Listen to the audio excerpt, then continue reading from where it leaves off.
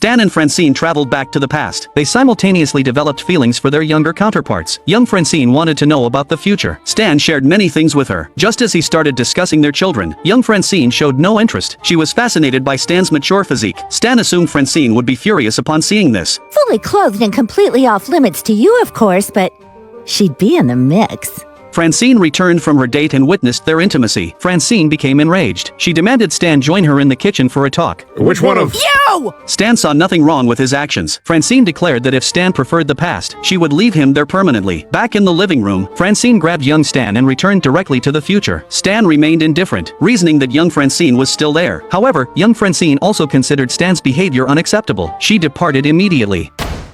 Santa? Oh. Upon returning to the future, Francine introduced young Stan to everyone. You mess with the time stream? I feel myself fading away! Jeff, that doesn't make sense. Dad's not your dad. Steve feared he would cease to exist. Well, at least that would get me out of Klaus's dinner party. Steve introduced Roger to Stan. Roger hugged Stan before leaving. Suddenly, a knock sounded at the door. Francine wondered who could be visiting at this hour. Stan and Francine traveled back in time to settle their old argument about who won. They hid on the stairs, secretly observing. Their younger selves entered the house. Young Stan admitted the placemats were useful. Young Francine had been correct. Stan felt dejected. Suddenly, a woman greeted Francine. Stan was shocked to see a woman in their house. Ah!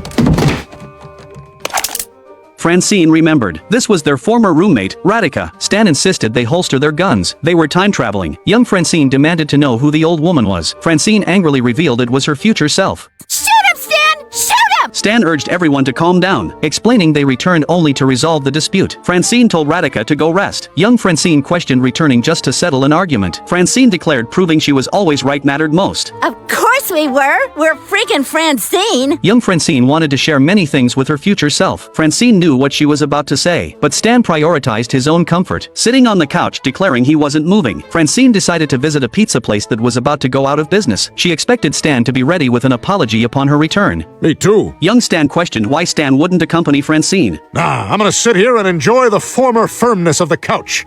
Then maybe play some Jurassic Park pinball. Great game. Never saw the movie. Just how dysfunctional is Steve's family? Steve began recounting the chaos his parents would constantly erupt into inexplicable fights. Francine wielded the Lord of the Rings sword Stan bought, and during their violent clashes, they accidentally struck Steve. Bled and bled. Meanwhile, Roger stole the family television, planning to screen porn at his party. A friend warned they should keep it quiet since someone might report their household. Steve dismissed the concern, insisting everyone nearby was his best friend including his new friend. Cowabunga! Ironically, that new friend promptly reported them. The principal summoned the parents, announcing a social worker would conduct a home visit. Back home, Hayley worried Steve might get taken away. Stan remained unfazed, deciding to bribe the social worker, a plan that backfired when the worker got fired for accepting bribes. Stan hoped they'd send someone more lenient next time, until they heard the new social worker's name. Jack Hardass! And everyone's faces dropped. The voice on the phone confirmed, "I'm exactly what my name suggests."